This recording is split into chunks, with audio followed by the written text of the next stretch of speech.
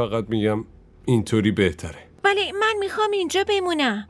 تازه بهت گفتم با هم بحثمون شد. نمیخوام برگردم خونه. ای داده بیداد، این مدلیشو ندیده بودم. دختر رسما جا خوش کرده. بس عمه، تو دخالت نکن. چرا دخالت نکنم وقتی این دختر ناراحتت میکنه؟ عمه آیکو ببین، حق با مامانت باشه. برای همین لطفاً اعتراض نکن. باشه زود باش، پاشو میریم خونه.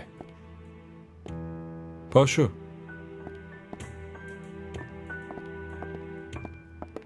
آیاز، صبح تا ندیدمت از خونه نرو. باید حرف بزنیم با هم.